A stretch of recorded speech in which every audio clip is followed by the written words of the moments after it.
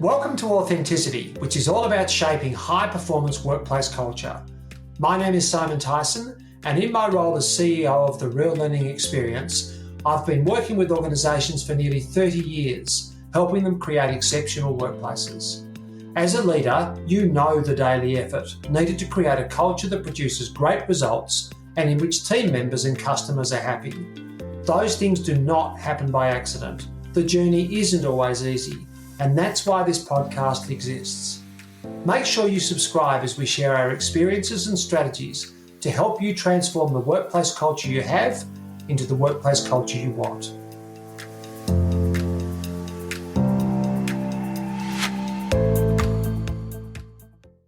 Welcome back to Authenticity, which is all about shaping high-performance workplace cultures. In previous episodes, we've looked at what makes an authentic culture, and we've talked about the things we do and how important it is that those are aligned with the culture we want to have. We also talked about prioritising three outcomes: employee experience, customer experience, and bottom line results. Because prioritising all three is the only way to create sustainable excellence. In this episode, we're going to look at how each person impacts the culture and share with you a metaphor that we find really powerful. It's a metaphor that we encourage you to take back to your teams and have a conversation with them. Before we get into the content of today's episode, I'd like to welcome my co-host, Kira Lee. Thanks, Simon, and it's great to be here today. In today's episode, we're going to talk about what role people play in the culture of an organisation. A lot of the time in the organisations that we work with, the culture is considered to be the HR manager or the people and culture person to manage, implement, take care of. And a lot of people will think that it's not their job. The reality is culture is not a spectator sport. It is not something that you can look at. It's something that you do. But a lot of people have a belief that it's someone else's responsibility for the culture that they work in. Perhaps if we ask them who creates culture and they have time to think, they might say everyone is responsible. That's their intellectual response. It's what they know they should say. But their real belief is often revealed by what they say when they're frustrated. Someone needs to fix this culture. Or, what are management doing to make this place a better place to work? Or, when everyone is unhappy and no one is doing anything about it. So if you're sitting there nodding your head and thinking, yes, yes, yes, but why do the people in organisations, or why do the people in my organisation respond that way? Perhaps it's because they don't feel empowered to impact culture. That's a subject for a future episode. But it also reveals a mindset that culture is someone else's responsibility. Yeah, absolutely, Kira Lee. And look, we've seen many examples of that over our careers. I'm going to share with you and share with our listeners an example that comes not actually from a client we've worked with, but when I was in a senior executive role in another organisation, and a cultural issue we saw there. And that particular organisation had a number of branches or outlets, and by and large, they had a pretty good culture. So they would have ranged, I would say, from a good culture to an exceptional culture, somewhere on that spectrum, except for one branch. And that branch was awful. It was tangible. When you walked in the door, you could feel the different culture. It was an unpleasant place to be. People were unhappy. They looked unhappy. They said they were happy and they all got on well, but they were actually up. In a previous episode, I talked about the choice between tension and conflict. And this was an incredibly dishonest workplace where they claimed they got on well by suppressing any issues and then gossiping behind each other's back. So really unhealthy culture, full of tension, full of undercurrents, full of dishonesty and gossip. And they constantly said that, they constantly complained about the culture, even though they said they all got on well. And when I asked them and acknowledged and said, this culture is bad, it's not a great culture, I wouldn't want to work here, they looked at me and said, yeah, that's right, Simon, what are you going to do about it? And my response was, well, it's interesting you ask me that because I don't work in this building. Now, That doesn't mean I don't have any impact as a senior leader on the culture, but I actually don't work here. So in reality, where does culture come from? And they looked at me blankly, and they had a moment of recognition that culture is not something that we would decide in a boardroom or something that's made at a strategic level. Culture, an intention about culture might be decided at that level, but culture is created by the choices people make, as we've covered in a previous episode. And the choices that really counted were the choices of the people in this branch. My comment to them that really switched the light bulb on for them was, if I created culture and if the rest of the executive created culture, why doesn't every branch have the same culture? Why do some branches have amazing cultures and some good cultures, and you've got a culture that we all agree is quite toxic and unpleasant? And it was in that moment, that recognition, that a significant proportion of that culture was being created within that building by the things that people did in that building and the choices they made in that building.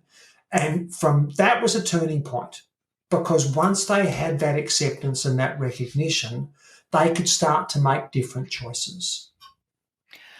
So it's instances like this and other instances that you yourself and us as a team have worked in before that led to what we like to call some of your Simon brilliance in the metaphor that you came up with, which I must admit has been an absolute hit with our clients that we've worked with since you created it. Yeah, and look, I've never heard the term Simon Brilliance before, but I think we should use it more often. I think it's, So I think modest. I think it's one of those things that should stick. Maybe we could distribute that to the team. But look, yes, there is a metaphor that we came up with, and it does really resonate because organisations really get this. So, and it comes back to what you said before, Kiralee, in a moment of Kiralee brilliance about culture not being a spectator sport. Because what often people do is, we think of culture as being like a swimming pool. And when people say someone else needs to fix this culture for me, what they're really doing is describing culture as that pool, and they bring their deck chair and they sit beside the pool and they observe it. Now, that's just not the reality. And a phrase we use is, you can't do culture without getting wet. We don't sit and observe the pool, we get in the pool. We are part of the pool. That's what culture is. And we all want to swim in a beautiful, clean, fresh pool full of lovely water. But the reality is, if if the pool is our culture and we're all part of it and we're all in that pool, then everything we do in the pool has an impact on the culture. And of course, people and our listeners can see where this is heading. This is what we call peeing in the pool. People complain about the quality of the water, yet they're the one peeing in the pool. They complain about the culture, yet they're the one taking the actions that impacts the culture in negative ways. I think one of the ironies is that people pee in the pool but still have to swim in it. And often the ones with the biggest bladders are the ones who complain the most. So the ones who are doing the most damage to the culture are the ones that are doing the most to lower the water quality. So that's the person in an organisation who constantly talks about how unpleasant the culture is, how toxic the culture is, but they're also the one that gossips, that undermines, that stabs people in the back, and that will never have an honest conversation with someone about what's concerning them. So it is a really strong metaphor, and we encourage our listeners to use that with their teams and have that discussion, because it really highlights what people are doing when they make choices that are not consistent with the culture we all want to work in. Yeah, we definitely, and you see everyone has a bit of a laugh initially, but then as we explain the concept, you just see everybody nodding, going, yes, yes, yes. Everyone at some stage has dealt with that, whether they're dealing with it or having dealt with it, where they are, previous roles, everyone can understand exactly what that means and the impact it has. And look, you know what? We've all peed in the pool at times. We've and I now I need to say I never peed in the pool, literally. My mother had me too terrified. She'd convinced me that there would be I think it was a green cloud or a purple Yeah. cloud. So she had me absolutely convinced. So I never actually peed in the pool. But culturally, we've all peed in the pool at times. We've all done something that was not consistent with the culture we want to create. We've got to accept that. Um, some people do it a little bit more habitually, and some cultures have a habit of not dealing with that, of just hoping it all goes away. And I think we've got every right, if we're swimming in the same water, to be protective about it. We all want to swim in a clean pool, but I'm interested in your thoughts, Kirli. Given we all want to swim in a clean pool, isn't it fascinating that everyone doesn't just do the things that they could do to make it good quality water, to make it a high quality culture? Yeah, and I think the reality of that is that just sometimes people make lazy choices, they make the easy choices, or even it's habitual choices that they make. Things like not being accountable, getting involved in petty office differences, being too tired to go that extra step to help a coworker or a customer, engaging in that office Yeah, gossip or that passive aggressiveness that some people have, yeah.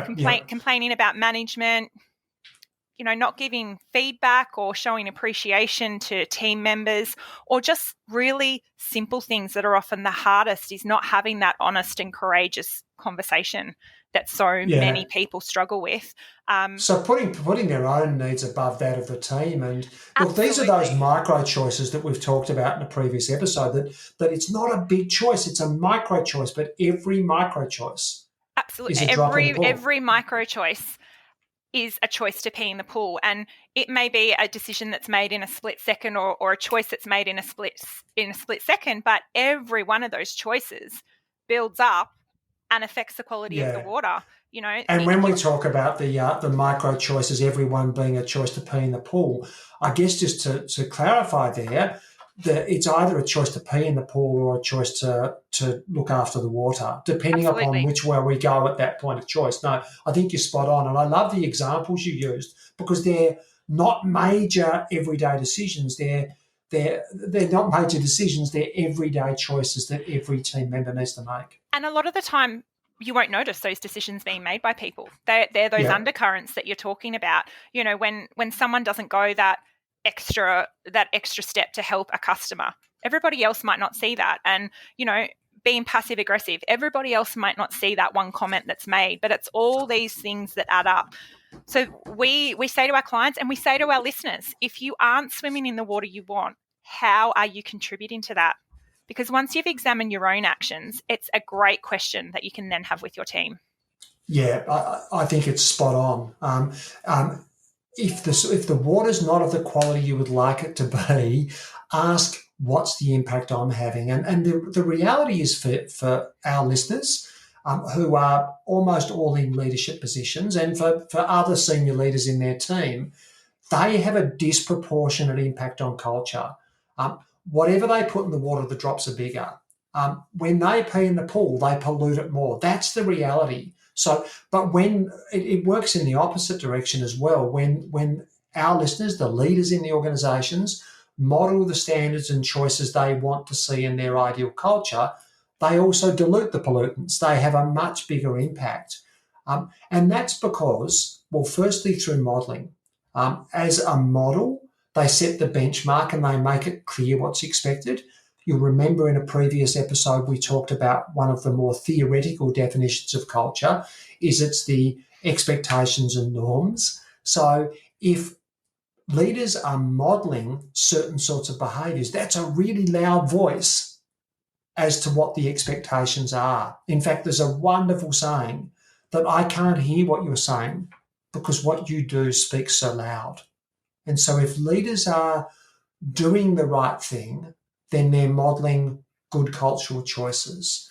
Um, the other thing is that leaders need to guide team members and hold other team members accountable, but they've got no right to do that if they're not making the right choices themselves. So, how can they, with integrity, go to someone and talk to them about culturally consistent behaviour if they're not exhibiting the same thing themselves? Absolutely. So if our metaphor, peeing in the pool, resonates for you, we have a free download that you can access in the show notes, which will be available at authenticity.com.au/podcast. And it will really help you bring the metaphor to your teams and create usable actions Yeah. moving forward. And it's a great little download. Something I must add that I should have said before is that there's no suggestion here that leaders have to be perfect. They're going to mess it up. They're going to make mistakes. It's all about the way they deal with those things. In fact, there's nothing worse than a leader who thinks they're perfect, because they're unattainable, they're not real, they're not authentic. So you don't have to be perfect, but you've got to hold yourself to a higher standard, and you've got to deliver on that standard a lot of the time. And when you don't, you've got to own it. You've got to be able to walk out to people and say, hey, we had a conversation earlier today and I don't feel I got that right. It wasn't taking our culture where I'd like to take it. So can we revisit that? That's a great thing for a leader to do, and it's so culturally consistent. So, and it then allows them to have the conversation you just talked about with their teams, potentially using the peeing in the pool download kit that we've made available. Absolutely. And just that really strong message is that the culture starts with us. It's everybody needs to swim in the pool, so everybody needs to contribute to that clean water. So I think that's a really good spot where we'll bring in this week's guest. Pete Jensen is an organisational wellbeing strategist and happiness expert. He's an author, speaker, and facilitator. He specialises in helping leaders leverage the two things that make people happy and productive at work: results and relationships. So you'll see the obvious overlap with the content we covered earlier. Pete's a director of Larsen, Jensen, and he's a certified practitioner in the Global Leadership Wellbeing Survey. Pete's been a licensed partner with the LaRue Learning Experience, and we've co-facilitated a number of programs. So I know firsthand just how knowledgeable he is. Welcome, Pete. G'day, Simon. How are you? I'm great, mate, and fantastic to have you on the show. Thank you. I've got Kira Lee here with me as well. Hi, Pete. Hi, Kira Lee. I'm good. Good to hear your voice. Good to hear yours too. So, Pete, let's kick off by talking about a passion for you. Tell us a bit about wellness and wellbeing. Thank you, Simon. My journey in the last 15 years has taken me through leadership, culture transformation, and now at this time that we're in, very much around well-being. And from my perspective, I've spent the last couple of years actually trying to turn the paradigm of well-being on its head.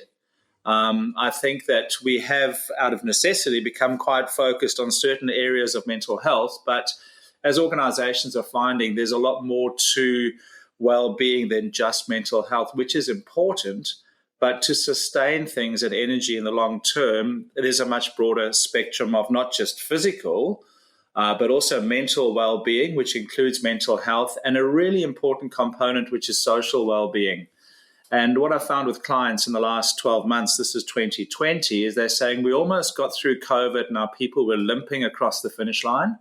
What we'd really like to see in 2021 is people thriving and actually having the energy and sustaining their well-being right across. So I call it a holistic view on well-being, and that's a bit of a play on the World Health Organization and its definition of well-being. So that's the space that I really sit in. And one of the key fundamentals is that the World Health Organization says that well-being is not the absence of illness, but it's actually intentionally creating the presence of wellness.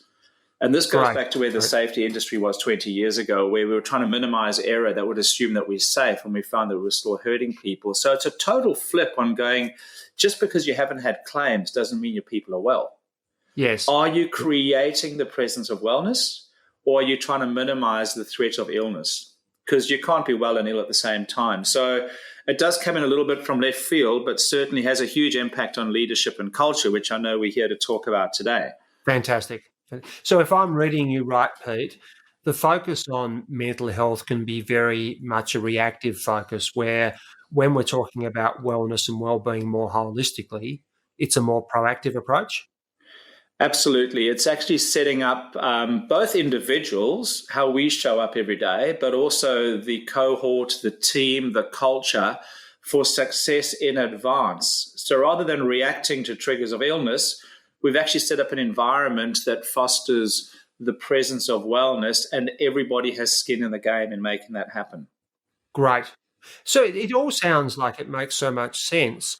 What are the barriers to organisations implementing these sorts of strategies? Simon, there'd be quite a few. I think the first one is obviously education and understanding. And I had a client last year say to me, could you do something for me as long as it's not mental health or resilience training? We've done so much of that. But yet I see there are gaps that people are having, in particular from the COVID perspective in personal mastery. Just how are they coping with relationships? How are they coping with being disconnected? How they're coping with addictions and loneliness. So that's one part of it, I think, is a bit of a barrier and a threat still in organizations. It's just education and awareness. But the second part that's, I think, a huge challenge, but a great opportunity at the same time, is that leadership needs to shift from having line of sight and control to being able to give people trust and give people autonomy and trust that they'll make it happen. Fantastic. And I think that we have the greatest example of that from COVID 2020. We didn't have time to set people up with safety checklists and audits and all the regulatory compliance controls. But you know what? People got on with it and made it happen. So it's such a great opportunity to take the foot off the brake a little bit for leaders. And look, you've probably started to talk about the question that occurred to me, that did COVID enhance a focus on wellness and well-being, or did it distract from it? I think COVID provided us an opportunity, and we have choices around that opportunity. So in my kind of, comedic world, I go, it's like Mother Nature sent us all to our bedrooms to go and have a bit of a think. And then we can come back from that thinking period and go, oh my goodness, I used to think I had work-life balance before COVID, but now I realize that I didn't, and here are the changes that I'm going to make. Yeah. For example, here's a simple one, which is that feeling valued or contributing value to other people, that boosts your serotonin levels in your brain, right? Yes. So if you realize that you're a little bit flat in the morning and you're feeling challenged, so you start thinking about, where can I contribute value? What can I do? And you go and visit your neighbor, you go for a walk with your daughter, you go and do something, and all of a sudden you're boosting your brain chemistry. Now, you wouldn't have had the opportunity to learn those lessons if it wasn't for COVID, because so the lessons are there. Do we choose to learn them? Is the second part. And I think the other thing that COVID threw up in a big way around culture is, I actually call it the Trojan horse of well-being, social well-being. Which is about connection. It's about celebration. It's about so many things. I think that's an opportunity that, again, we've been offered now. During lockdown, certainly in Melbourne, how people connected with their neighbours, checked in with each other, saw the benefits of that. So to answer your question, yes, I think there was a great opportunity through COVID. And it would be interesting, won't it, to see the choices organisations make now. Do we gradually return to the old way of operating, or do we learn and embed the lessons that came through COVID? And I guess a lot of that comes down to the individual cultures of each organisation. Look, it certainly does. And, I guess when you start thinking about how do people impact culture, because everyone creates culture, right? I love, Simon, your analogy. You're a wonderful pictures man, and your mind picture of culture being a pool. And, either we're peeing in the pool or there's clear water. That's always stuck with me. But what's really important is that we're all in the pool together. So three things impact culture on a day-to-day basis. The first one is how we choose to show up every day. So as an individual, I have control over how I choose to show up. And this is part of that personal mastery and understanding what those tools are. But I can actually control my energy. I can control, the chemicals in my brain. If we had time, I'd go through that in a lot more detail, but I choose how I want to show up. Yes. The second thing is that I choose what I focus on today. So I either focus on positives, creating more of those, or I focus on the negatives and feeling threatened by them, which also translates into wellness or illness from a well-being perspective. And the third thing, the third choice we have each day is understanding the shadow that we cast on other people in the pool. Yes. So by my actions or by what I don't do, I'm impacting other people. So I might notice that Simon is paddling in the shallow end of the pool and he's not connected with anyone. I have an opportunity to go over and make a gesture and make Simon feel like he's valued, that he's part of the team. He might not be doing great big projects, but I might find a couple of small tasks for Simon to do, which he achieves. Boom, that fires up the dopamine levels in his brain. So now I've given him a shot of serotonin and dopamine. And so he's now feeling better and more engaged and more energized. So that's the third thing, how we show up, what we focus on, but also realizing that everyone casts a shadow. Fantastic. What's your shadow going to be? And I love the focus there, Pete, on predictable, simple, repeatable actions, that culture is not created by big decisions in a boardroom. It's those everyday choices and decisions people make when they're swimming in that pool, what they do in that pool. So, absolutely.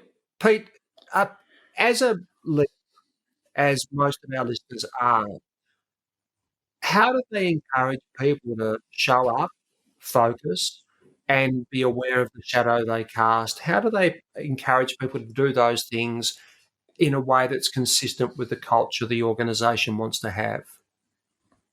How much time have you got, Simon? Depends how good the answer is, mate. In the 5 minutes we have left. But look, I think the first thing is that, with leadership, intention means nothing.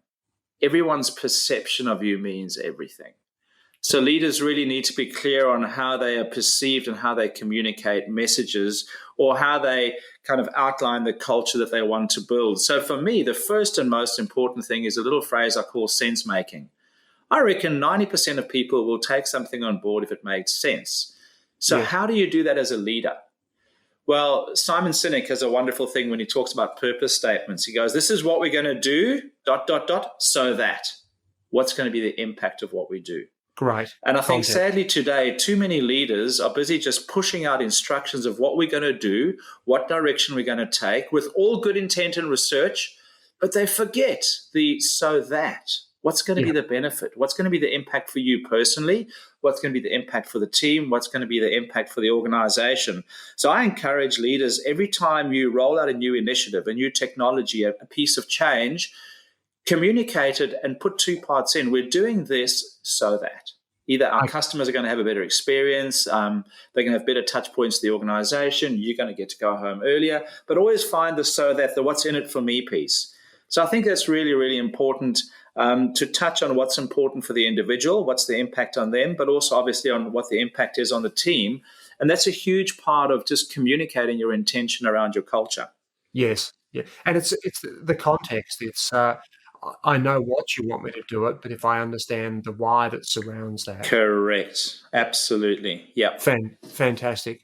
Now, Pete, as it always happens when you and I get talking, there's not a moment for anyone else to get a word in. So I'm going to pause here because I know Kira-Lee has something that she wanted to ask you. Hey, Pete. Just wondering, how can leaders respond when people don't act in a way that is consistent? Well, I think the lesson in humility and servant leadership comes to mind straight away, but there's more that sits behind that. If you've framed up, to answer the earlier question about why we want to do things, the culture that we want to have, and here are the consequences for not participating, then you've got quite a clear framework. So then when people act in a way that isn't consistent, you can refer back to that framework. So two things. The first thing is be very clear on what it is, but also the consequences of not participating. And I remember working with John McFarlane when he was CEO of ANZ Bank. We ran the world's largest culture transformation program, 38,000 people, 42 countries. Harvard was raving about it, John Cotter, etc. But I remember one thing. John called the chief executive group of 300 together. And he said, here we are, the top 300 in the bank. Here's the direction that we're going on. Because we've spoken to our people, we've done a culture value survey. This is where we're going. Now, if you don't want to go in that direction, you're free to leave. And I'll give you a great reference letter and a good bonus, etc. If you feel that's not for you, that's absolutely fine. But if you choose to stay as one of my leaders, then here are the consequences for non-participation. So yes. I think it's a bit like parenting. So you've got to be really, really clear about things like that. The yes. second thing, Kiralee, is when people don't act in a way that is consistent, step number one is do nothing. Be very, very curious and ask a lot of questions because, the psychologist Skinner will tell you that behavior is not behavior. There are things that trigger behavior. There's the environment. There are what other people do impacts behavior as well. So I'd be asking a lot of questions. I'm just curious, what could be the reason why you made that choice or you didn't, comply with that rule? What are other people doing around you? What are the messages that you're getting from others? So I'd be really curious when I see someone not acting in a way that is consistent. So it's just the whole process of appreciative inquiry.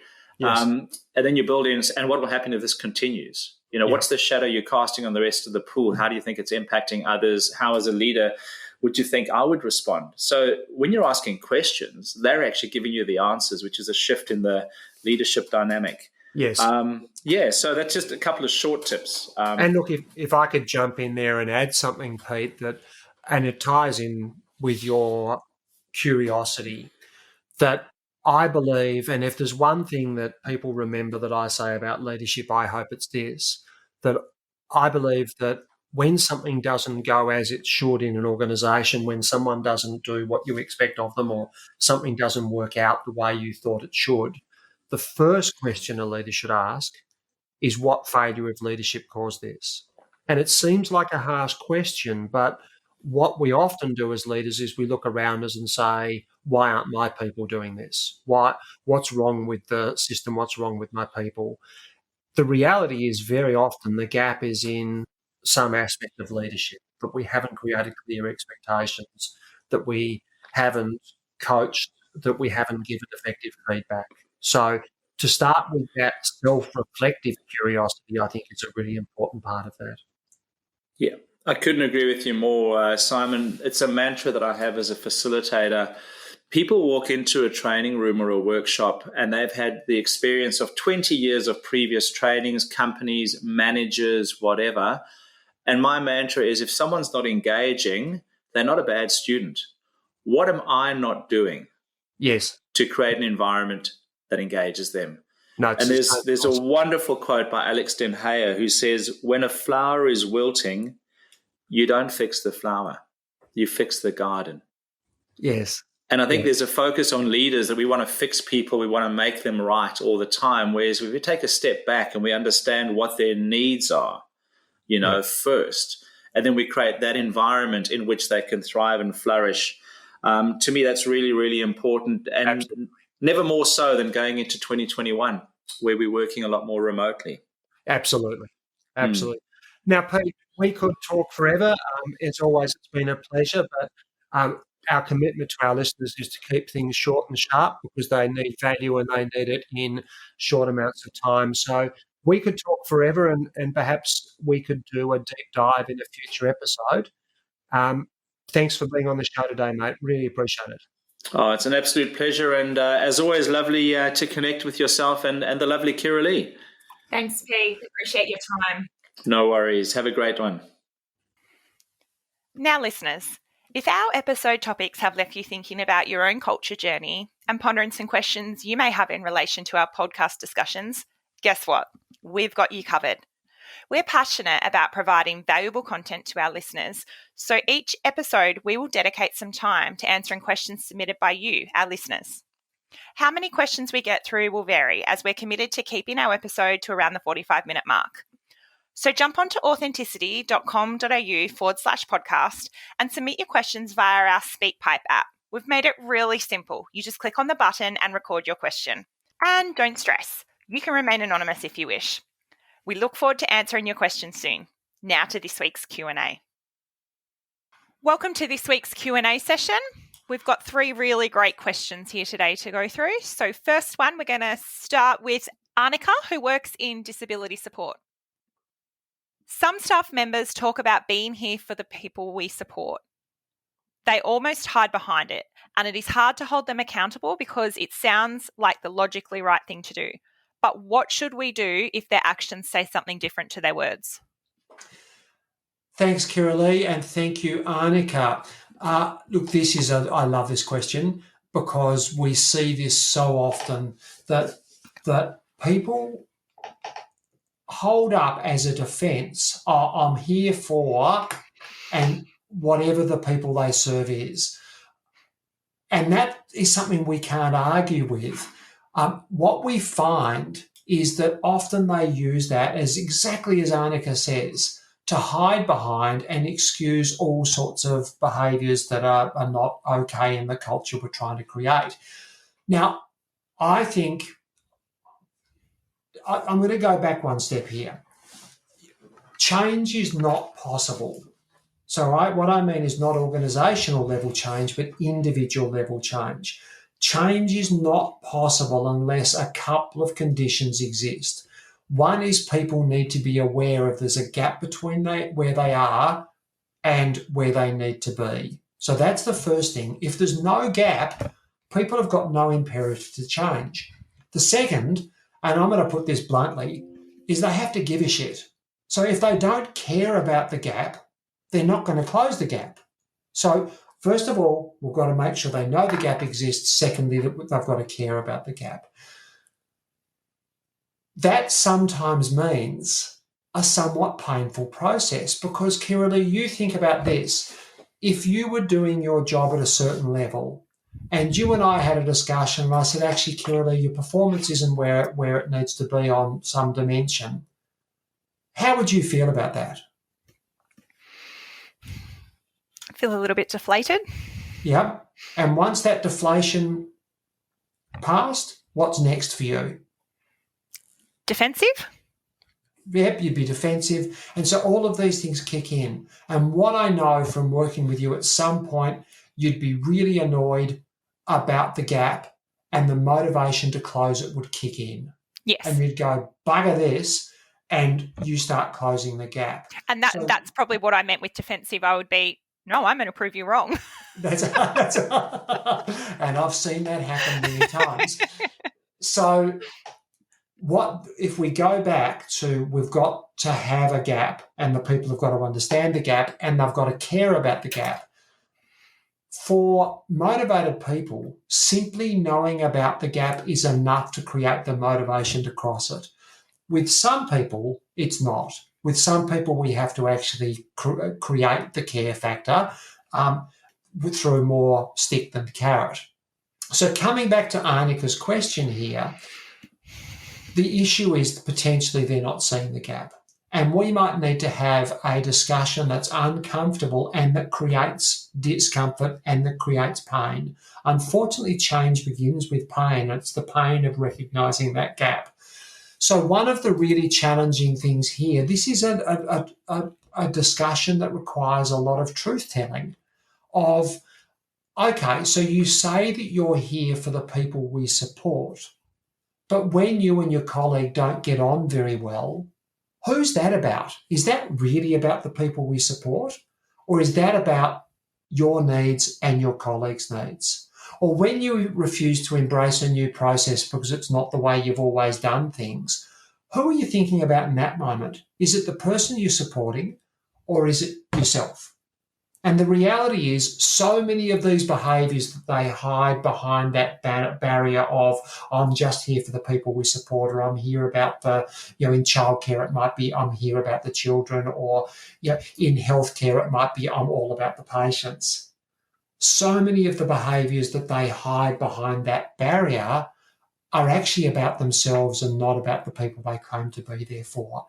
So the only answer really here is the truth-telling and having a conversation in which you call it out and you name it up, that those behaviours are actually more about you and not about the people you're claiming to be here for. And that's challenging. That's quite confronting. So there's obviously an obligation for someone like Arnika to do that with empathy and respect and do it as skillfully as they can, but don't shy away from the honesty in the conversation, because without the honesty, nothing will change. Definitely. So I think awkward pause there, but that's because I missed my cue, and because I know I'm supposed to read another question here. And I'm going to pick this one. Paul works in healthcare. Everyone here wants to come to work and be happy, but then they all spend their time complaining. How do we break that cycle? Great question, Paul. And this is almost the core of what today's episode is. Everybody wants to come to work and be happy, but then they spend their time peeing in the pool. Yeah. And making the water, taking the water from a water everyone wants to swim in to the water that no one wants to swim in. So how do we break that cycle? We get asked this a lot by our clients, Simon.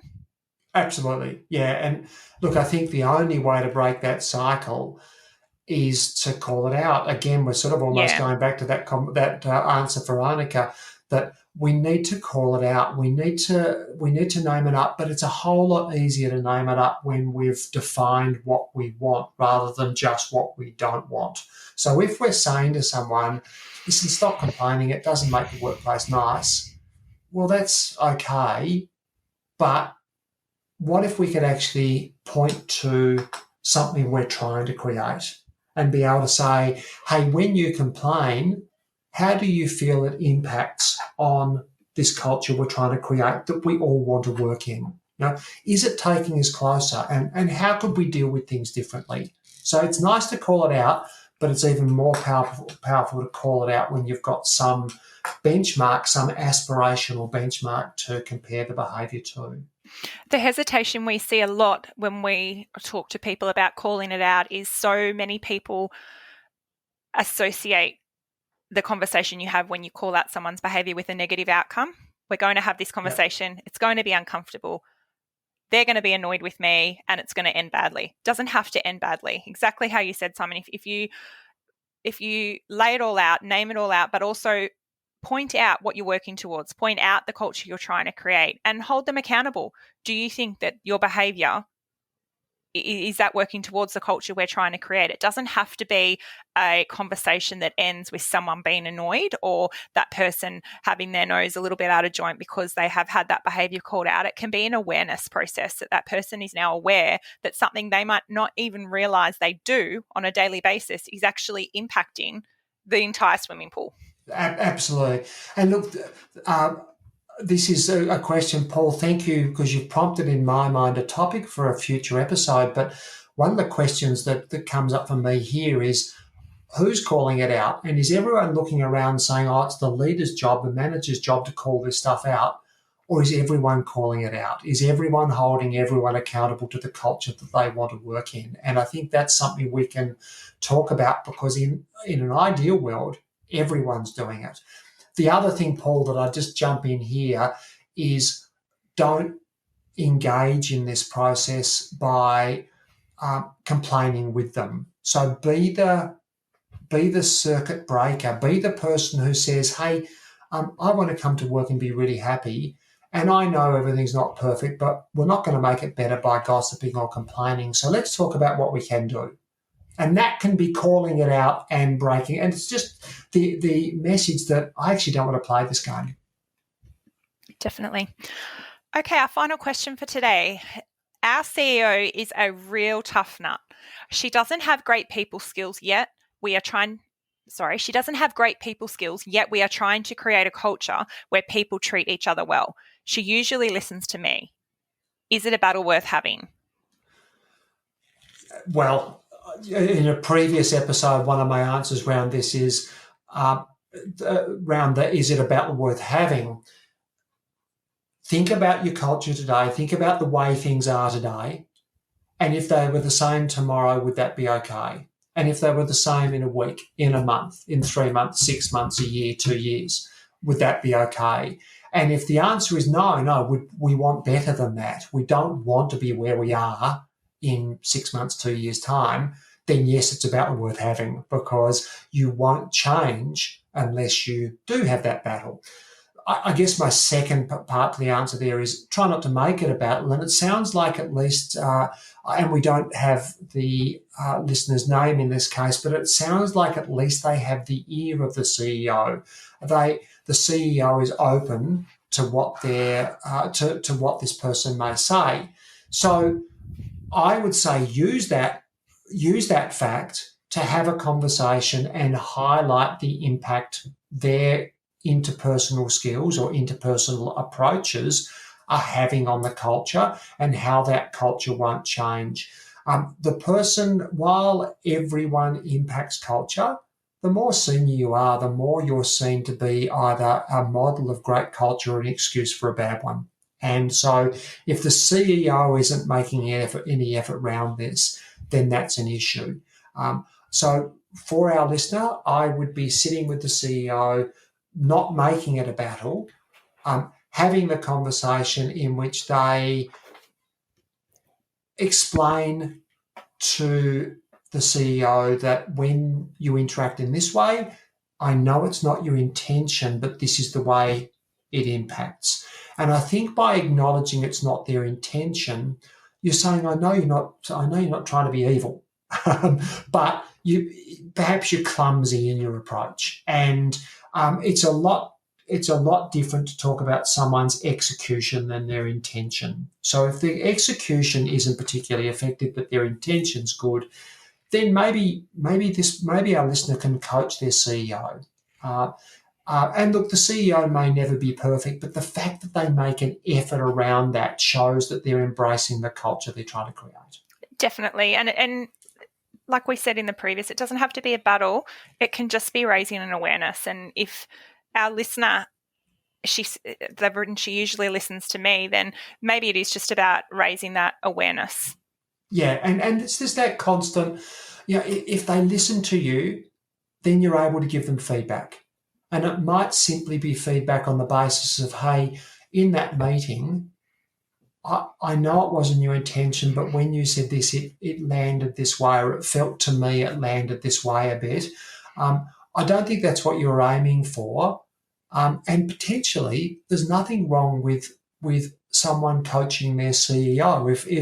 If our listener happens to be better at the people skills than the CEO, well, potentially they can coach the CEO in these micro safe conversations where they debrief things, they unpack things. And a good CEO will be really keen to reflect and improve.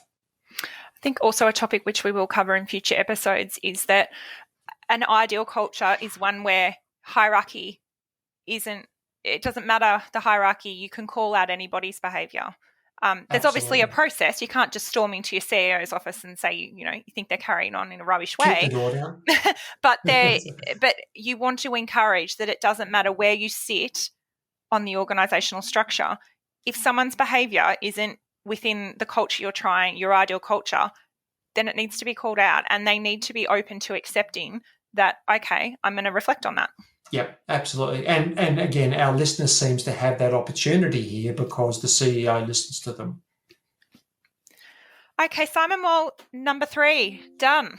That's I can't believe it. They're ticking by, aren't they? And we're having a great time. I hope our listeners are enjoying our shows as much as we're enjoying making them. Absolutely. If you are listening and enjoying them, we ask you to drop us a review on your chosen podcast channel that you're listening to us on. We'd love to hear some feedback.